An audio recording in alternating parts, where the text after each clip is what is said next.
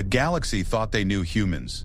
Soft-skinned bipeds who cried over wounded animals and wrote poetry about sunsets. A species so gentle, they'd risk their lives to save strangers. The Galactic Council had welcomed Earth with open arms, impressed by humanity's compassion and their curious ability to befriend any species they encountered. Now. But the galaxy forgot No something time. crucial about evolution. Every peaceful species needs protectors. Every gentle creature requires guardians. And sometimes, those guardians were the same face We have as to those lock they it down protect. now. The Cephrians learned this Rerouting truth power too to late, firewalls. when their Almost systematic extermination of the peaceful Andromedans triggered something the galaxy had never seen before. Something that had been sleeping in You have to humanity's trust genetic me. code for Just millennia. give me some time. Waiting Time for the what? right This moment is to getting out of awaken. hand. Earth's reaction was simple, swift, and terrifying in its efficiency. They didn't just unleash their military. They didn't just deploy their weapons. They unleashed the real Fiends, the ones who had been hiding in plain sight all along. The communication array aboard the GSV Harmony crackled to life at 0347 hours, standard galactic time. Captain Sarah Chen was already awake, staring out at the swirling nebula that painted their viewport in shades of purple and gold. She had been unable to sleep for the past 3 rotations, ever since the first report started filtering. This view in is from the breathtaking. Andromeda sector. It's magical. Came the voice Not of as magical as Communications you. Officer Martinez, his usual cheerful demeanor weight of replaced by others something upon hollow. me. We're receiving feel another our coffee. transmission from the refugee ships. You have Sarah to help turned me. away from the I viewport. can't. It's Her too reflection dangerous. briefly Please, visible you're my in the only darkened chance. glass. All right, At but we have to be 42, careful. The she path had seen ahead her is to share of walk from conflicts Pharaoh during Babachi humanity's to integration evolve into the to the Galactic light Council, tomorrow. but nothing had prepared her for this. Put We it have through, to go. Martinez. Now. The holographic What's display happening? materialized No time. in the We center have of to the run. bridge, All right, let's showing go. a gaunt Andromedan male I know whose this is difficult to hear, bioluminescent but patches please, just flickered listen. weakly We have against to his face pale this blue together no skin. matter what. His species was known throughout the galaxy. This for is their Admiral artistic Harrison. The crisis is contributions and escalating. philosophical Execute Protocol insights. Delta They were now. Failure is pacifists not by an nature. option. Their entire civilization built around the concept of harmony with their environment and other species. This is Elder The evidence Ketzvar of points the to a colony deliberate ship act. Haven's Light. The We need to be Andromedan spoke, absolutely certain. his voice trembling with exhaustion. We The are data the last confirms it. We're at survivors of the elevated Kepler readiness. 442 Mobilize system. all The assets. Zephyrian War is fleets imminent. came without warning. They This is destroyed highly our orbital classified. cities, What I'm burned about our to reveal forests, changes poisoned everything. our oceans. Those who tried to surrender were killed anyway. Those who tried to flee, his voice broke and the bioluminescent patches on his forehead Warning. pulsed Core erratically with unstable. grief. Evacuate Sarah had immediately. seen the report.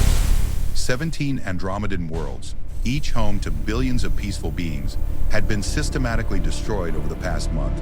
The Zephyrians, a militant species from the Outer Rim, had declared the Andromedans a weakness in the galactic gene pool and set about their extermination with industrial efficiency. Elder Ketzvar, Sarah said, leaning forward in her Captain, command sensor chair. alert. "You are Unknown under the vessel protection of approaching." the human No ID colonial signature? fleet. Tactus We're now is coordinating negative, with sir. other It's council closed. species to These establish readings safe don't harbors. match the How records. many survivors do you The have anomaly is aboard? expanding. The What is Andromedan's going on? large, multifaceted eyes seem to focus on something beyond the camera. 12,000 aboard my ship, perhaps 50,000 across all the refugee vessels. From a population of 43 billion, the numbers hung in the air like a death sentence. Martinez muttered something in Spanish under his breath. Sarah didn't need a translation to understand the sentiment. "We'll find you sanctuary," Sarah promised, though she wasn't sure how. The Galactic Council was paralyzed by bureaucracy and competing interests. Several species had already declared neutrality, unwilling to risk Zephyrian retaliation. Others were actively supporting the genocide, claiming the Andromedans were evolutionary dead weight. After the transmission ended, Sarah found herself alone on the bridge except for the night shift. She accessed her personal communication array and sent a coded message to Earth Command. The response came faster than she expected. "Captain Chen." Admiral Harrison's gruff voice filled her ready room. Even through the holographic projection, she could see the tension in his weathered features. "I assume you're calling about the Andromedan situation? 17 worlds, Admiral? 17 entire civilizations wiped out while the Council debates Observe trade the data sanctions." blooming. This changes Sarah's everything. voice carried an edge Patterns she are rarely stabilizing allowed now. her superiors to hear. The Zephyrians are calling it galactic cleansing. They're planning to move on the Verdanian system next. Admiral Harrison was quiet for a long moment. In the background, Sarah could hear the bustle of Earth Command's operations center. Finally, he spoke. "Official channels aren't working, Captain. The Council's response has been inadequate." Sarah, we need to talk. "What about unofficial Walsh, channels?" please, don't come any Another closer. pause. I think "How we much both do you know why about I'm here. human military history, Captain?" The question seemed to come from nowhere. "Sir, before we joined the galactic community, humanity fought wars for thousands of years. We got very good at it. Almost too good." Harrison's Early eyes seemed to human look colonies through her, destroyed by focusing on alien something raids. she couldn't see. The destruction When was we a cold finally achieved justification. interstellar travel and met other This is the species, only way. we made a conscious We decision. must see it through. We would be the helpers, the protectors, the peacekeepers. This can't be we real. locked away our capacity It's for burning. large-scale violence All of and it. became the But I see species it. the galaxy needed us to be. Sarah felt a chill run down her spine. Admiral, what are you saying? I'm saying that sometimes, The Captain, the consequences of universe this action requires are a different irreversible. kind of response. We have crossed Harrison a leaned threshold from closer which to there the is no camera. return. You're about to receive new orders. They weren't just classified at the reacting. highest level. They were preparing. You'll be working with units that don't officially exist, using methods This that the holographic Council map would never charts the approve of. galaxy's civilizations. The transmission ended, Red marks those active, leaving Sarah dim, staring those at a blank extinguished. screen. Within minutes, her communication array chimed again. The new orders were brief and encrypted with codes she had never seen before. Reading them, she felt her worldview shift on its axis. 3 hours later, the Harmony's sensor array detected something impossible. A ship was approaching from Earth space, but it wasn't broadcasting any identification codes. It wasn't on any roster or manifest.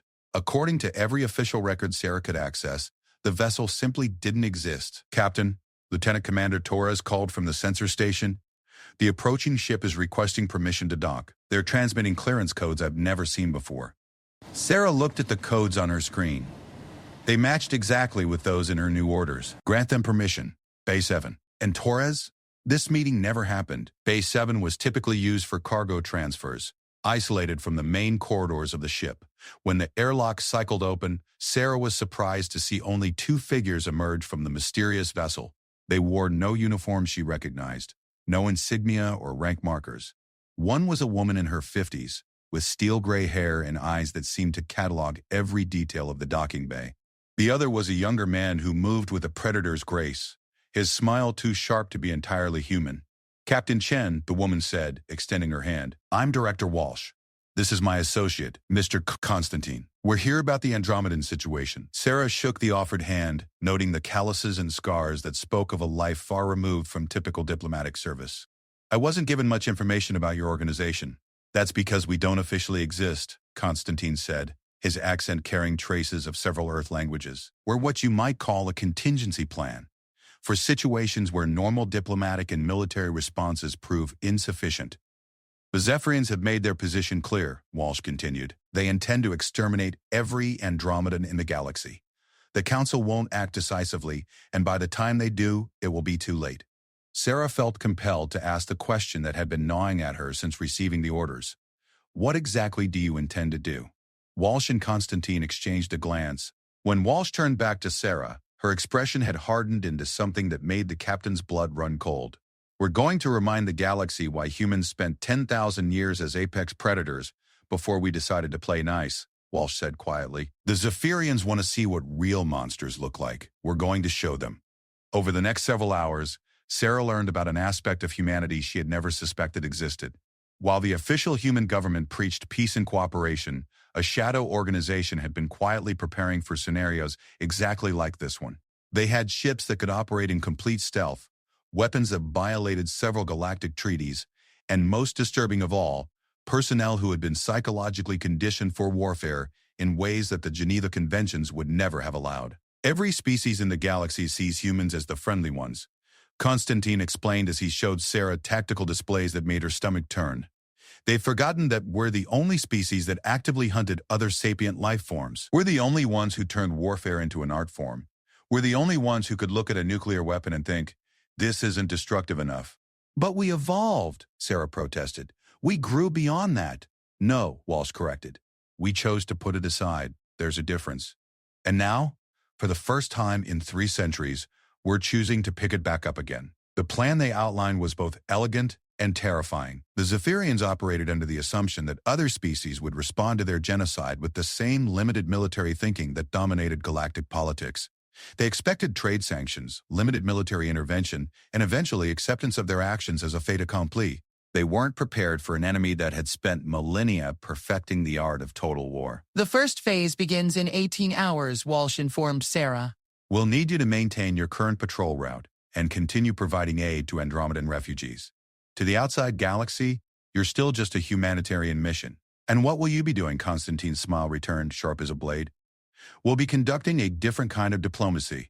As the 2 mysterious figures prepared to leave, Sarah found herself compelled to ask one final question. Are we still the good guys in this? Walsh paused at the airlock threshold. Captain, in 6 months, the Zephyrians will have completed their genocide. 43 billion Andromedans will be dead, and the galaxy will have learned that peaceful species can be exterminated without consequence. The Council will pass resolutions and hold memorials, but they'll also accept it as inevitable. She turned back to face Sarah directly. Or, in 6 months, the Zephyrian military will be a memory. Their government will be begging for mercy they don't deserve, and every species in the galaxy will understand that there are consequences for genocide. The choice of which future we live in was made the moment they started burning Andromedan worlds. After they left, Sarah stood alone in the empty docking bay, staring at the stars visible through the atmospheric barrier. In the distance, she could see the running lights of Andromedan refugee ships, carrying the last survivors of an ancient and peaceful civilization. She had spent her entire career believing that humanity had transcended its violent past, that they had evolved into something better than their ancestors. Now she was learning that evolution and choice were very different things. Humanity hadn't lost its capacity for violence. They had simply chosen to channel it into protection rather than conquest. The Zephyrians were about to discover the difference. As Sarah made her way back to the bridge, her communication array chimed with an incoming message from Earth Command. The orders were simple and chilling in their brevity. Phase 1 is authorized. God help us all. In the depths of space, invisible to any sensor system in the galaxy, a fleet of ships that didn't officially exist began moving toward Zephyrian space. They carried no flags, bore no insignia, and would leave no survivors to report their existence. The age of consequences was about to begin. High Admiral Zektar of the Zephyrian Imperial Fleet stood before the massive viewport of his flagship, the Dominion's Fist, watching as another Andromedan world burned below. The planet had once been covered in crystalline forests that sang in harmonious frequencies when the wind passed through them. Now those forests were ash, and the songs were silenced forever. Status report, he commanded, his forearms clasped behind his back in a gesture that conveyed absolute authority to his subordinates. Kepler, 442C is completely pacified, High Admiral, reported Fleet Commander Yethmos. Orbital bombardment eliminated all population centers. Ground forces report no survivors in the major settlements. The cleansing protocols have been fully implemented. Zektar's mandibles clicked together in satisfaction. This was the 18th world they had cleansed in the past 6 standard weeks. Each one brought them closer to their ultimate goal, the complete eradication of what he considered the galaxy's greatest weakness. The Andromedans, with their pacifist philosophy and artistic pursuits, represented everything that was soft and corrupt about modern galactic civilization. Any response from the Galactic Council? Trade sanctions and diplomatic protests, as expected. 3 species have withdrawn their ambassadors. The humans continue to provide humanitarian aid to the refugees, but their military response remains limited to defensive actions. Zektar's secondary eyes focused on a tactical display showing the positions of various council fleets. The humans are the only ones with the capability to pose a real threat, and they're too concerned with their reputation as peacekeepers to take decisive action. They'll continue to rescue survivors and file protests while we complete our work. What Zektar didn't know was that at that very moment his flagship was being observed by sensors that his species had never encountered. 3 light-years away, the HSV Nemesis hung in the void, its hull composed of materials that bent light and absorbed energy signatures in ways that made it functionally invisible. Commander Elena Vasquez studied the tactical information streaming across her displays. The Nemesis was one of 12 vessels in what humanity euphemistically called the Deep Space Research Division. Each ship was a masterpiece of military engineering, incorporating technologies that the Galactic Council had banned centuries ago. Analysis complete, Commander, reported her tactical officer, a man whose personnel file was so heavily classified that even Vasquez didn't have full access to it. The Zephyrian fleet consists of 47 warships, 12 support vessels, and their command flagship. Standard formation, predictable patrol patterns. They're operating under the assumption that no one will challenge them directly. Vasquez nodded, her expression grim. What's the civilian situation on the planet? Deep scans indicate complete biocide. No Andromedan life signs remain. The tactical officer's voice carried a carefully controlled rage that Vasquez recognized in herself. Estimated population before the attack was 2.3 billion. The bridge fell silent except for the hum of the ship's systems. Each person present understood the magnitude of what they were witnessing. This wasn't just war, it was the systematic extinction of an entire species. Orders from High Command? Vasquez asked her communications officer. Affirmative, demonstrate consequences. No survivors, no evidence. The woman's voice never wavered as she relayed the message that would doom an entire fleet. Vasquez stood and moved to the central command station. Around her, the bridge crew began implementing protocols they had trained for but hoped never to use. These were not the rules of engagement that the Galactic Council recognized. These were the rules that humanity had developed during its darkest periods, refined through centuries of warfare, and kept hidden away for exactly this moment. Initiate Phase 2 protocols, Vasquez ordered. Signal the fleet. We go active in 30 minutes. Across the galaxy, 11 other ships received the same order. They emerged from their hiding places like predators awakening from hibernation. Their crews composed of individuals whose psychological profiles would have terrified anyone familiar with standard human military personnel. The humans the galaxy knew were healers, explorers, and diplomats. The humans aboard these ships were something else entirely. They were the descendants of warriors, assassins, and strategists who had spent millennia perfecting the art of war. They had volunteered for psychological conditioning that stripped away empathy for their enemies while enhancing their capacity for strategic thinking and tactical innovation. Target acquisition complete, reported the weapons officer aboard the Nemesis. All Zephyrian vessels tagged and locked. Vasquez studied the tactical display one final time. The Zephyrian fleet was spread across the Kepler 442 system, confident in their superiority and certain that no force in the galaxy would dare challenge them directly. They were about to learn that confidence and certainty were luxuries that genocidal species couldn't afford. All units commence attack. No quarter, no mercy, no mistakes. The battle that followed would never appear in any official records. The Zephyrian fleet simply vanished from all sensor networks, their last transmissions abruptly cutting off mid-sentence. The 12 human vessels moved through the enemy formation like shadows, striking with weapons that violated every treaty the Galactic Council had ever signed. The Zephyrians found themselves facing an enemy that fought by rules they had never encountered.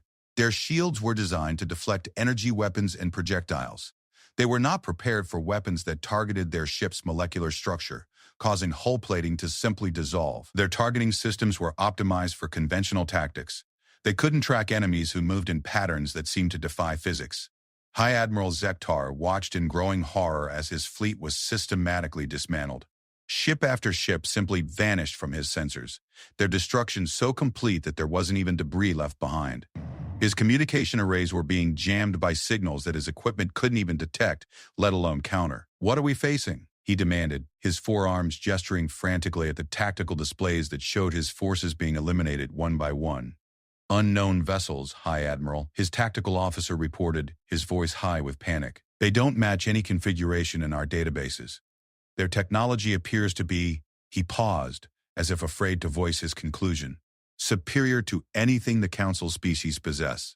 The Dominion's fish shuddered as something struck her hull. Whatever had hit them hadn't triggered their shields or defensive systems. It was as if the attack had simply passed through their defenses without acknowledging they existed.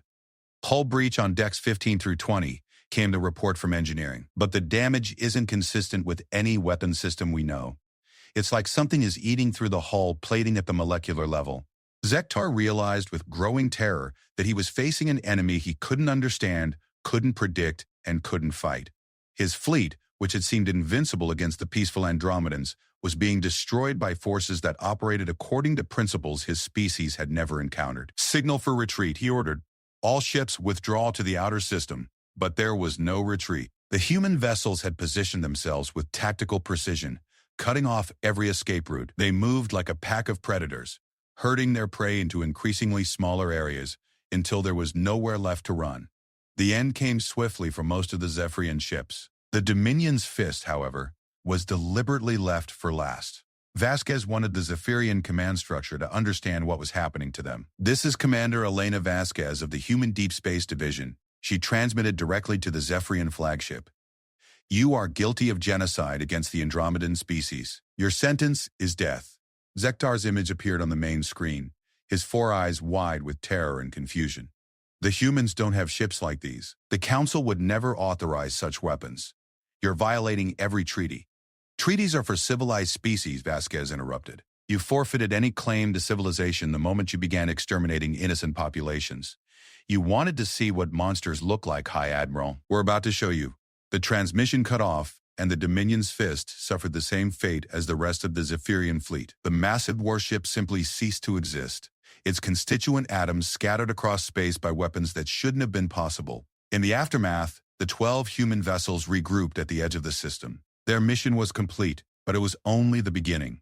Intelligence reports indicated that the Zephyrians had fleets stationed throughout their territory, each one dedicated to the systematic extermination of Andromedan populations. Analysis indicates 17 more Zephyrian fleets operating in various systems, reported the intelligence officer aboard the Nemesis. Total enemy strength, estimated at over 800 vessels.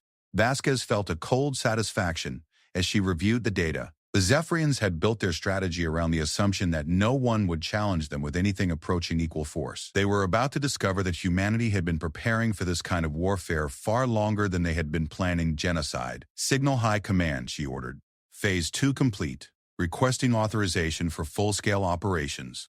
The response came within minutes. Authorized, hunt them all. Meanwhile, aboard the HSV Harmony, Captain Sarah Chen received reports that made her question everything she thought she knew about her own species. Entire Zephyrian fleets were simply vanishing from sensor networks. The aliens who had been systematically exterminating the Andromedans were now experiencing their own form of extinction. "Captain!" Martinez called from his communication station, his voice carrying a mixture of awe and horror. "We're receiving transmissions from Zephyrian colonies. They're reporting that their fleets have gone silent. All of them." Sarah stared at the reports scrolling across her screen. In the past 72 hours, the Zephyrian military presence in 3-star systems had been completely eliminated. No survivors, no distress calls, no evidence of what had destroyed them. The Andromedan refugees aboard her ship were responding to the news with a mixture of hope and confusion. Elder Cathar had requested a private meeting, his bioluminescent patches pulsing in patterns that Sarah's universal translator couldn't fully interpret. "Captain Chen," the Andromedan elder said, his multifaceted eyes reflecting an intelligence that had been shaped by eons of peaceful philosophy. "We are grateful for the protection your species is providing, but we must ask about these reports. Are humans responsible for what is happening to the Zephyrian fleets?" Sarah found herself in the impossible position of defending actions she didn't fully understand on behalf of people she was no longer certain she knew. "The Zephyrians chose to commit genocide, Elder. Actions have consequences. But this level of destruction, this complete elimination of their forces," Cathar paused, his patches pulsing more rapidly. "This is not the human way. Your species is known for mercy, for seeking peaceful solutions. Our species is known for protecting those who cannot protect themselves," Sarah replied. And as she spoke the words, she realized she was discovering something fundamental about human nature. We are peaceful because we choose to be, not because we lack the capacity for anything else. As reports continued to arrive of vanishing Zephyrian fleets, the galaxy began to realize that they had fundamentally misunderstood humanity's place in the cosmic order. The humans weren't just another peaceful species. They were peaceful species' apex predator. They had spent centuries building relationships, earning trust, and positioning themselves as the galaxy's protectors, not out of weakness, but out of a strength so complete that they could afford to be gentle. The Zephyrians had made the mistake of threatening something humans had chosen to protect. They were about to discover that when humans stopped choosing peace, the universe became a very dangerous place for their enemies. In the depths of space, the hunt continued. 12 ships that didn't officially exist were systematically erasing a military force that had believed itself invincible. They moved through Zephyrian space like a plague, leaving no survivors and no evidence of their passage.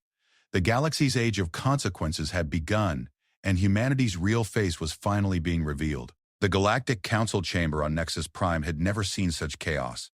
Representatives from 200 species filled the massive amphitheater, their various forms of communication creating a cacophony that the universal translators struggled to process. At the center of the maelstrom sat Council Chairman Veltar, a being whose species had evolved from oceanic filter feeders and whose natural inclination toward calm deliberation was being severely tested. "Order," Chairman Veltar's voice boomed through the chamber's acoustic systems. "We will have order in this session." The topic that had driven the normally sedate council into this frenzy was simple. In the past 2 weeks, the entire Zephyrian Imperial fleet had vanished. Not defeated, not captured, not retreating, simply gone, as if it had never existed. Ambassador Threx of the Hegemony Coalition rose from his designated speaking position, his crystalline form reflecting the chamber's lights in sharp, angry patterns. 48 hours ago, the Zephyrian Ninth Fleet was conducting operations in the Vega sector. They had over 60 warships and full logistical support. Today, there is no trace of them. No debris, no distress signals, no survivors. The same pattern has been observed in 17 systems, added Ambassador Chen, humanity's official representative to the Council. She was a diplomat by training and temperament, chosen specifically for her ability to project the peaceful, rational image that humanity wanted the galaxy to see. At the moment, however, she was finding it increasingly difficult to maintain that facade. Each time, Zephyrian forces simply vanished without explanation. What Ambassador Chen didn't mention was the encrypted communication she had received from Earth Command just hours before the session. The message had been brief and terrifying. Deny all knowledge. Maintain diplomatic posture. Phase 3 authorized. Chairman Veltar's tentacles writhed in a pattern that indicated deep concern. The disappearance of entire military fleets is unprecedented in galactic history. We must consider all possibilities, including the involvement of unknown hostile forces. From the upper galleries, Ambassador Krisak of the Zephyrian Empire struggled to maintain his composure. His species' natural arrogance had been shaken by the systematic destruction of their military might, and fear was beginning to replace confidence in his demeanor. The Zephyrian Empire demands a full investigation, Krisak declared, his voice carrying harmonics that translated as barely controlled panic. Our fleets are being destroyed by forces using technology that violates every treaty and convention this council has established. We call for immediate sanctions against any species found to be involved in these attacks. The chamber erupted again as various species began pointing accusatory appendages at each other. The Andromedans, what few remained, sat in their designated area with the quiet dignity of a dying species. Their bioluminescent patches pulsed in slow, mournful patterns that spoke of loss beyond measure. Elder Kethvar rose slowly from his position. His words, when they came, carried the weight of someone who had witnessed the extinction of his people and found himself speaking for ghosts. Honored Council, he began, his voice barely above a whisper but somehow audible throughout the massive chamber. 6 weeks ago, my species numbered 43 billion souls across 17 worlds. Today, fewer than 100,000 Andromedans remain alive. We came before this body seeking protection, seeking justice, seeking some response to the systematic extermination of our civilization. The chamber fell silent as the elder continued. We were told to be patient. We were told that proper procedures must be followed. We were told that the council would respond through appropriate diplomatic channels. While we waited for your deliberations, billions of my people died. He turned to face Ambassador Krisak directly. Now the Zephyrian fleets are experiencing their own form of extinction, and suddenly this council finds the matter urgent enough for emergency sessions. The implications of Elder Kethvar's words hung in the chamber like a toxic cloud. The council had failed to protect the Andromedans when protection was needed, but they were scrambling to investigate when their attackers began suffering consequences. Ambassador Chen felt the weight of what she knew pressing against her diplomatic training. Somewhere in the darkness between stars, human forces were conducting operations that made the Zephyrian genocide look restrained by comparison. They weren't just destroying military targets, they were eliminating every trace of Zephyrian presence in space. Ships, stations, supply depots, communication arrays, everything that allowed the Zephyrians to project power was being systematically erased. The Human Federation calls for calm and rational investigation. Ambassador Chen said, hating herself for the words even as she spoke them. We must gather evidence before drawing conclusions about the cause of these disappearances. But evidence was exactly what the human forces were ensuring would never exist. 3 systems away, Commander Vasquez stood in the tactical center of the HSV Nemesis, reviewing intelligence reports that painted a picture of an empire in collapse. The Zephyrian military machine, which had seemed invincible just weeks ago, was being systematically dismantled by an enemy they couldn't see, couldn't predict, and couldn't fight. Status report on Zephyrian military assets, she requested from her intelligence officer. 93% of their fleet strength has been eliminated, came the response. Remaining forces are concentrated around their homeworld and 3 major colony systems. They've withdrawn all military assets from Andromedan space and established defensive perimeters around their core territories. Vasquez nodded grimly. The Zephyrians were finally learning to be afraid, but it was too late for fear to save them. The moment they had chosen genocide as a military strategy, they had sealed their fate. What about civilian populations? Intelligence indicates widespread panic in Zephyrian space. Their government is claiming that they're under attack by an unknown alien force. Some colonies are attempting to surrender, but they don't know who to surrender to. This was the genius of the human strategy. By operating through non-existent forces using impossible technology, they had created an enemy that the Zephyrians couldn't negotiate with, couldn't understand, and couldn't fight. The terror of facing an incomprehensible threat was proving more effective than any conventional military campaign. "Orders from High Command?" Vasquez asked. Her communications officer, a woman whose psychological profile indicated complete comfort with necessary brutality, handed her a data pad. "Phase 4 is authorized. We are to proceed with final operations." Vasquez read the orders and felt a cold satisfaction settle in her chest. The hunt was nearly over. The Zephyrian Empire, which had believed itself capable of exterminating entire species with impunity, was about to discover what extinction actually looked like when it came for them. Meanwhile, in the deepest levels of Earth Command, Admiral Harrison stood before a holographic display that showed the current disposition of all Zephyrian forces. The display was almost empty compared to what it had shown 6 weeks earlier. Where once there had been hundreds of red markers indicating enemy fleets and installations, now there were only a few scattered clusters around the Zephyrian core worlds. "Casualty reports?" he asked his aide. Though he already knew the numbers, 0 human casualties across all operations. Zephyrian military losses are at 93% and climbing. Civilian casualties are limited to those directly involved in genocide operations. Harrison nodded. The human forces had been surgical in their approach, targeting only those directly responsible for the Andromedan extermination. Military personnel, government officials who had authorized the genocide, and industrial facilities that had supported the war effort. Civilian populations, even Zephyrian civilians, had been left untouched. It was a distinction that the galaxy might not appreciate, but it was crucial to humanity's long-term strategy. They weren't becoming the monsters they were fighting. They were simply applying monstrous efficiency to eliminate actual monsters. "Admiral," his intelligence director approached with a datapad.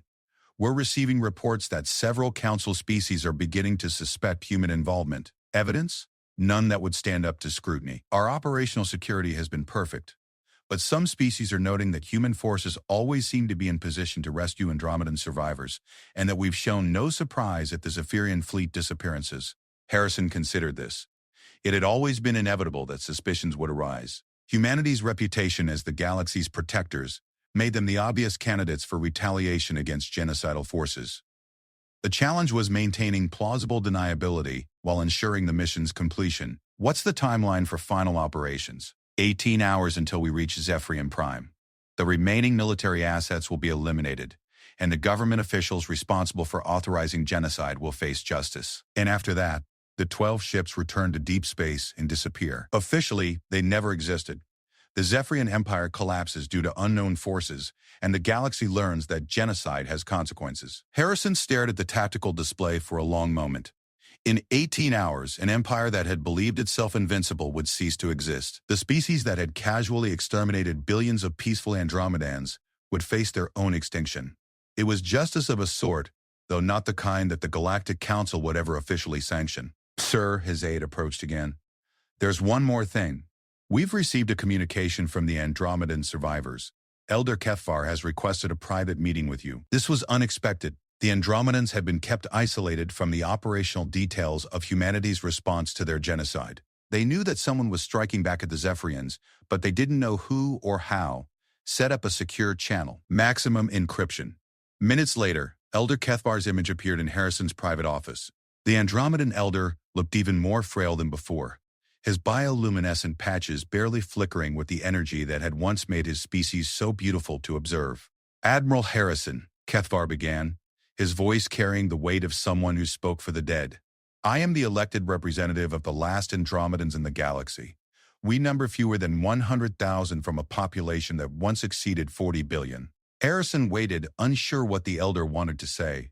"We know," Kethvar continued simply, "we know what your species is doing to the Zephyrians. We can see the pattern, understand the timing, recognize the precision of the strikes." Harrison's blood ran cold. If the Andromedans could deduce human involvement, others could as well. "We wanted to thank you," the elder said, his patches suddenly flaring brighter. "And we wanted you to know that we understand the cost of what you're doing.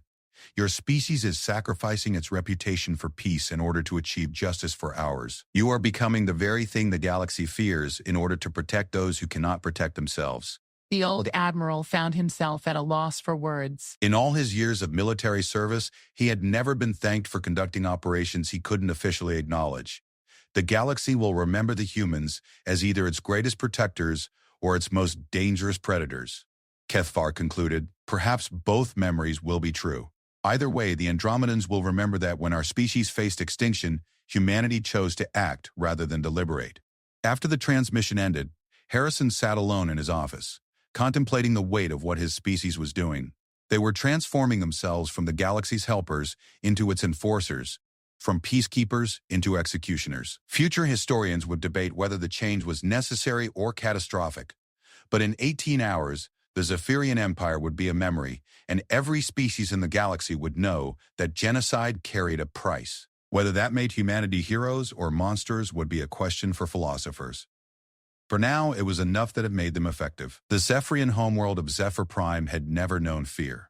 For 3,000 years, it had been the center of an expanding empire, its cities built with the confident architecture of a species that believed itself destined to rule the galaxy. The massive spires that housed the government reached toward the sky like claws, their surfaces decorated with the skulls of conquered species, trophies of a civilization built on the systematic subjugation of others. Now those spires trembled as orbital bombardment warnings echoed across the planet's surface. Emperor Koltak stood in the highest chamber of the Imperial Palace, his four arms braced against a viewing portal that showed the night sky above his capital city. Where once the sky had been filled with the running lights of the Imperial fleet, now there was only darkness punctuated by the occasional flash of weapons fire as the planet's defensive systems engaged enemies they couldn't see. Status report, the Emperor commanded, his voice carrying harmonics that would have terrified any subordinate in normal circumstances. Now, however, his officials were too consumed with their own terror to respond to his intimidation. 97% of our fleet assets have been destroyed, reported Defense Minister Yakhtar, her mandibles clicking frantically as she processed incoming data. Our remaining ships are concentrated in the inner defense grid, but they're reporting contact with hostile forces that don't appear on any sensor system. How is that possible? Koltax demanded. Our sensors can track a single fighter craft across half a star system. How can entire fleets remain invisible to us? The truth was that the Zephyrian sensor technology, while advanced by galactic standards, had been designed to detect threats that followed conventional physics and used familiar energy signatures. The human vessels attacking them operated according to principles that Zephyrian science had never encountered, using technologies that had been specifically designed to remain undetectable by any known sensor system. Your Majesty, came a new voice from the chamber's entrance. General Mordak, commander of the Planetary Defense Forces, entered with the bearing of someone delivering a death sentence. We've lost contact with the orbital defense platforms, all of them. The Emperor's secondary eyes focused on the general with an intensity that had once been enough to make subordinates confess to crimes they hadn't committed. All of them? Simultaneously? The platforms didn't just go offline, Your Majesty. They were destroyed so completely that there's no debris field. It's as if they simply ceased to exist. Outside the palace windows, the first explosions began to light up the night sky. The planet's surface-to-orbit defense batteries were opening fire on targets their operators couldn't see, filling the darkness with streams of energy that seemed to hit nothing but empty space. 300 kilometers above the planet's surface, Commander Vasquez watched the defensive fire pass harmlessly around the HSV Nemesis. The ship's advanced stealth systems didn't just make it invisible to sensors, they created a localized distortion field that bent energy weapons around the vessel like light around a black hole. Defensive systems are operating at full capacity, reported her tactical officer. They're firing blind, but their coverage patterns are actually quite sophisticated. Against a conventional enemy, this would be an effective defense. Vasquez nodded grimly. The Zephyrians were competent military thinkers within the parameters of galactic warfare. Unfortunately for them, the humans had abandoned those parameters the moment the genocide began. Status of the other vessels? All 11 ships report ready for final phase operations. We have complete tactical superiority. Enemy ground forces are concentrated around government and military installations, but they have no effective means of engaging us. Through the viewport, Vasquez could see the lights of Zephyrian cities spread across the planet's surface. Each cluster of lights represented millions of beings who had lived their entire lives believing their empire was invincible. They were about to discover that invincibility was an illusion that died the moment you encountered something stronger than yourself. Orders from High Command? Begin precision strikes on government and military leadership. Civilian populations are to remain unharmed. We are to eliminate the command structure while leaving the general population intact. This was the crucial distinction that would define humanity's action in the eyes of galactic history. They weren't becoming genocidal themselves. They were surgically removing the capacity for genocide from Zephyrian society. It was a level of precision that required technology and training far beyond what most species possessed. The first strikes came without warning. The Imperial Palace's defensive shields, which could withstand direct hits from capital ship weapons, simply collapsed as something passed through them without acknowledgement. The weapons that struck the building didn't explode in the conventional sense. They caused targeted sections of the structure to dissolve at the molecular level.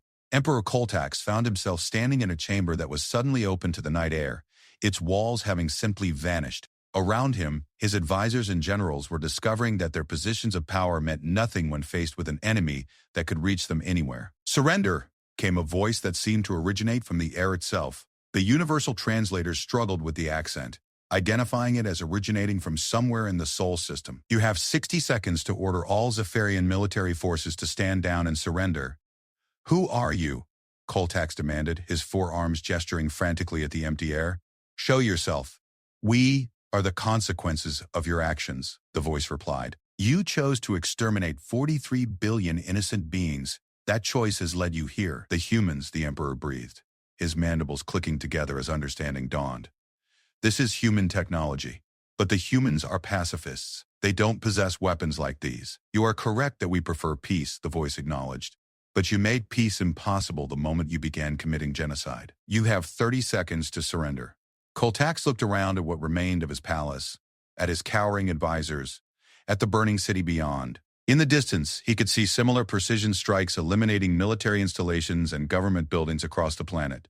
The attacks were so precise that residential areas remained completely untouched, but every center of political and military power was being systematically erased. "If I surrender," he said, his voice carrying the defeat of a lifetime's arrogance, "what guarantee do we have that you won't exterminate us as we did the Andromedans?" "The difference between us and you," the voice replied, "is that we kill only those who need killing." The communication cut off, leaving Coltax alone with the realization that his empire's fate was no longer in his hands. Around the planet, similar scenes were playing out as the entire Zephyrian leadership structure was either eliminated or forced to surrender. Meanwhile, in the Galactic Council chamber, emergency sessions were being called as reports flooded in from Zephyrian space. The systematic destruction of the Empire's military and government was happening in real time, and the galaxy was witnessing the most precise military operation in recorded history. Ambassador Chen stood at her designated position, maintaining the carefully neutral expression that had been drilled into her during diplomatic training. Inside, however, she was struggling with the magnitude of what her species was accomplishing. They weren't just defeating the Zephyrians. They were demonstrating a level of military capability that dwarfed anything the galaxy had ever seen. "The Zephyrian government has officially surrendered," announced Chairman Veltar, his tentacles writhing in patterns that indicated deep confusion. "Emperor Coltax has ordered all military forces to stand down and has requested immediate council intervention." The chamber erupted in confused discussions as representatives tried to process what had happened. An empire that had seemed invincible just days ago had been completely defeated by an enemy that no one had even seen. "Who did this?" demanded Ambassador Threx of the Hegemony Coalition. "What force in the galaxy possesses this level of military capability?" Eyes turned toward Ambassador Chen, but she maintained her diplomatic composure. "The Human Federation joins the Council in calling for a full investigation into these events. We are as surprised as anyone by the rapid collapse of Zephyrian military resistance." It was technically true. Even the human government officials who had authorized the operation were surprised by how thoroughly their hidden forces had dismantled the Zephyrian Empire. The precision and efficiency exceeded even their most optimistic projections. "The Zephyrians are claiming they were attacked by unknown forces using impossible technology," Chairman Veltar continued. "They describe weapons that violate known physical laws and ships that cannot be detected by any sensor system." Elder Kethvar rose slowly from his position in the Andromedan delegation. His bioluminescent patches pulsed with a pattern that the universal translators identified as profound satisfaction mixed with deep sorrow. "Honored Council," he began, his voice carrying the authority of someone who spoke for the dead. 6 weeks ago, I came before this body begging for protection for my species. I was told that proper procedures must be followed, that diplomacy must be given time to work, that hasty action would be counterproductive. The chamber fell silent as he continued. While this council debated 43 billion of my people were systematically murdered, now in less than a month the entire military apparatus of their killers has been eliminated by unknown forces. Perhaps the council might consider that there are times when proper procedures are insufficient, and that justice delayed is justice denied. The implications of his words hung in the chamber like an accusation. The council had failed to act when action was needed, and now some unknown force had taken the action they had been too timid to take. As the emergency session continued, reports began coming in from across Zephyrian space. Military installations had been destroyed, government officials had been eliminated or captured, and the entire command structure of the Empire had been systematically dismantled. Yet civilian populations remained unharmed, and critical infrastructure like hospitals and schools had been left completely intact. The precision of these strikes is unprecedented, reported the Council's Military Analysis Division. Whoever conducted this operation had perfect intelligence on Zephyrian military and government structures. They eliminated only those directly responsible for the genocide while leaving civilian populations untouched. Ambassador Chen felt a cold pride as she listened to the reports. Her species had demonstrated that they could wage war with a precision that made the Geneva Conventions look crude by comparison.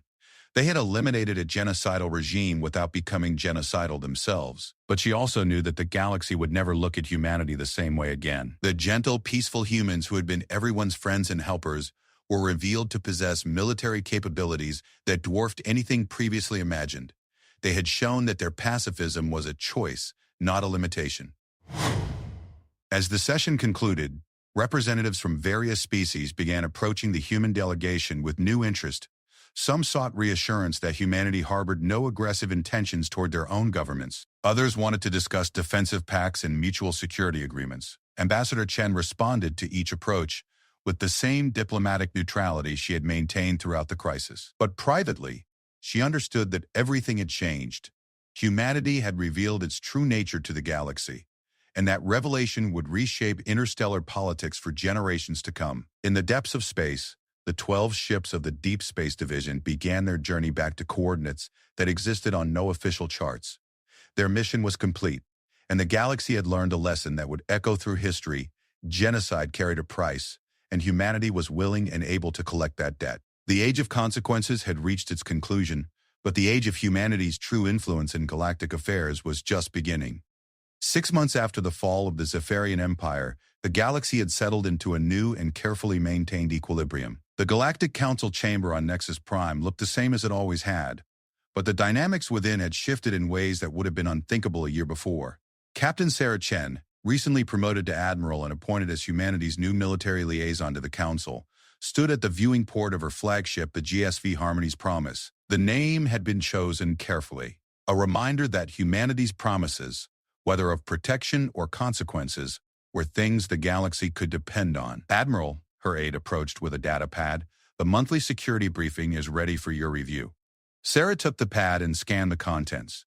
In the 6 months since the Zephyrian collapse, 17 separate conflicts had been resolved through what the Council euphemistically called rapid diplomatic intervention.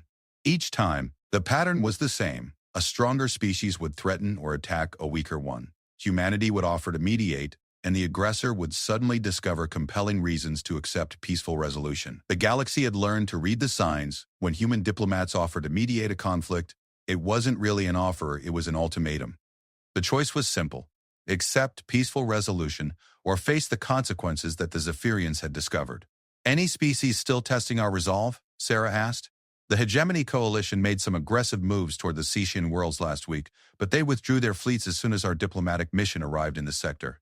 No shots were fired. Sarah nodded. The coalition had been one of the species that had actively supported Zephyrian genocide operations.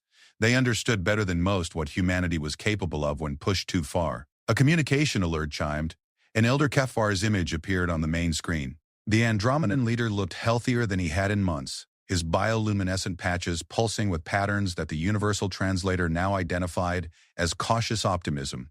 Admiral Chen, Kethvar began, his multifaceted eyes reflecting a wisdom earned through unimaginable loss.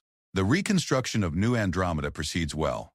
Our population has stabilized at approximately 200,000 individuals. It wasn't much compared to the 43 billion who had died, but it was enough to ensure that Andromedan culture would survive. The new world had been established in a system under direct human protection, its location classified at the highest levels of Earth Command. We wanted to express our gratitude once again, Kethvar continued.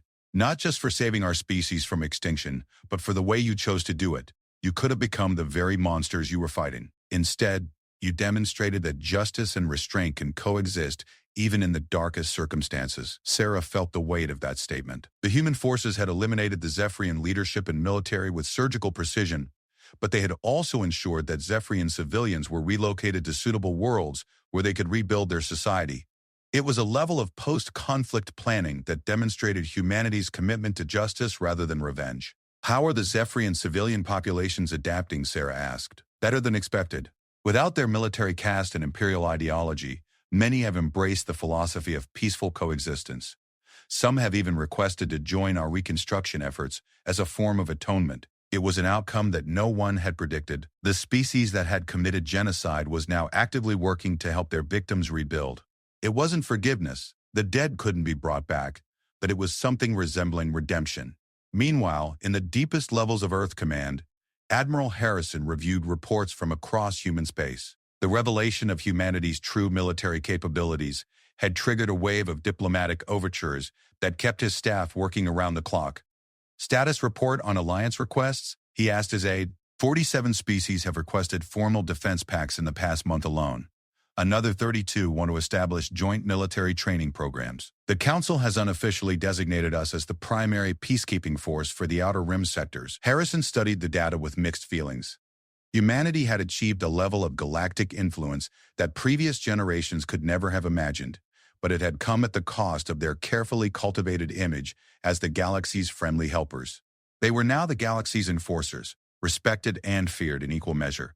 Any signs that species are attempting to develop countermeasures to our capabilities? Intelligence reports indicate several attempts to reverse engineer our stealth and weapons technology, but they're working from incomplete data. The technologies we revealed during the Zephyrian operation represent only a fraction of our actual capabilities.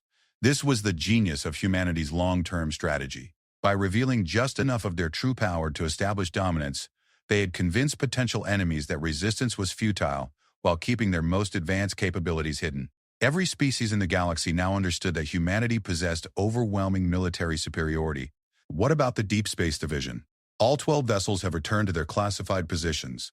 Officially, they continue not to exist. The operation against the Zephyrians has been classified at the highest levels, with access limited to fewer than 200 individuals across the entire command structure. Harrison nodded. The truth about what humanity had done to the Zephyrians would remain buried in classified files, known only to those who needed to know.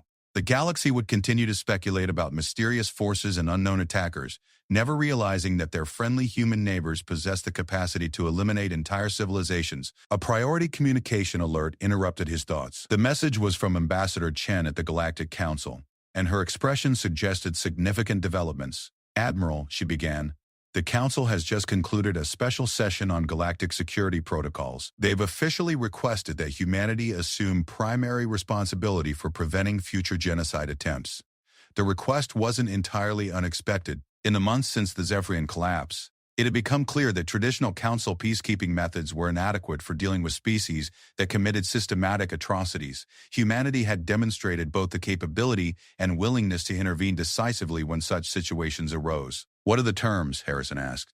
Broad discretionary authority to intervene in situations where civilian populations face systematic extermination. Formal backing from the Council for any actions taken under the Genocide Prevention Mandate. And perhaps most significantly, legal immunity for any methods we deem necessary to stop genocide operations. Harrison felt a chill run down his spine. The Council was essentially giving humanity a blank check to act as the galaxy's judge, jury, and executioner. They were institutionalizing the very capabilities that humanity had kept hidden for centuries. Your recommendation? Accept, but with modifications. We need clear definitions of what constitutes genocide, requirements for Council notification, and provisions for post-conflict reconstruction. We can't let this become a mandate for unlimited intervention. As they discussed the details, both officers understood the historical significance of what was happening.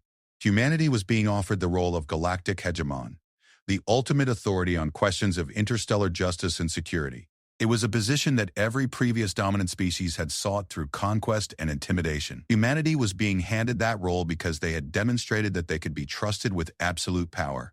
They had proven that they could eliminate threats without becoming threats themselves, that they could wage war without losing their commitment to peace. The irony wasn't lost on either of them. By revealing their capacity for violence, humanity had convinced the galaxy to trust them with unprecedented authority. 3 months later, the first test of humanity's new authority came when the Vortak Confederacy began systematic attacks on mining colonies in the Rigel sector. The attacks followed the familiar pattern of ethnic cleansing, targeting specific species for extermination while claiming the resources of their worlds. The human response was swift and definitive. A single diplomatic vessel arrived in Vortak space, carrying Admiral Sarah Chen and a delegation of 3. They met with the Confederacy leadership for exactly 1 hour. At the end of that meeting, the Vortak announced the immediate cessation of all hostile operations and the withdrawal of their forces from the Rigel sector. They also agreed to pay reparations to the surviving colonists and submit to council monitoring of their military activities. No shots were fired. No weapons were deployed. The mere presence of human authority was enough to end a conflict that could have escalated into another genocide. The galaxy noticed. More importantly, they understood. Word spread through the interstellar communication networks that humanity had developed what diplomatic circles called the Zephyrian solution, the capacity to end conflicts through the credible threat of total military defeat. Species across the galaxy began referring to this new diplomatic reality as human peace, a condition where violence became unthinkable because its consequences were too absolute to contemplate. Elder Kethvar, now serving as humanity's primary liaison to survivor populations from various conflicts, met with Admiral Chen to discuss the philosophical implications of their species' new role. You have become the galaxy's apex predators, he observed, his bioluminescent patches pulsing with patterns that indicated deep contemplation. But unlike previous dominant species, you use your position to protect rather than exploit. We learned from history, Sarah replied. Every empire that used power for conquest eventually fell to someone stronger. We're using our power to ensure that strength is never again used against the innocent. And if another species develops capabilities that rival your own, Sarah considered the question carefully, then we'll have to hope they learn the same lessons we did. That true strength isn't measured by your capacity to destroy, but by your willingness to protect. As their conversation continued, reports arrived of another potential conflict brewing in the Outer Rim. A consortium of species was threatening to cleanse a system of what they called inferior life forms. The usual diplomatic protests were already proving ineffective. Admiral, her aide interrupted, Council Command is requesting our intervention in the Tau Ceti incident. Sarah stood and moved toward the bridge. Inform the Council that a human diplomatic mission will depart within the hour, and send the standard message to the aggressors. The standard message had become infamous throughout galactic diplomatic circles. It was brief, polite, and absolutely terrifying in its implications.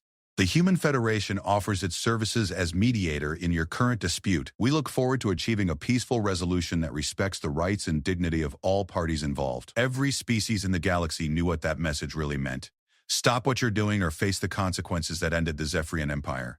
As the Harmony's promise set course for the Tau Ceti system, Sarah reflected on how completely her world had changed. 6 months ago, she had been a simple humanitarian officer, helping refugees and filing diplomatic protests. Now she was humanity's primary instrument of galactic justice, carrying the weight of an entire civilization's moral authority. The galaxy had asked humanity to become its protector, and humanity had accepted that burden. They had revealed their true nature, not as conquerors or destroyers, but as the ultimate guardians of those who could not guard themselves. In doing so, they had achieved something unprecedented in galactic history. They had become the monsters that only other monsters feared, while remaining the heroes that the innocent could trust. The age of consequences had evolved into something even more profound, the age of protection, and at its heart stood humanity, the species that had learned to wield ultimate power with ultimate responsibility. As the stars streamed past the viewport, Sarah Chen smiled grimly. The galaxy was learning to live in peace, not because they had evolved beyond violence, but because they finally understood its true cost. The real fiends had been unleashed, and they were using their power to ensure that no one would ever again need to fear genocide. In the end, that was the most human thing of all.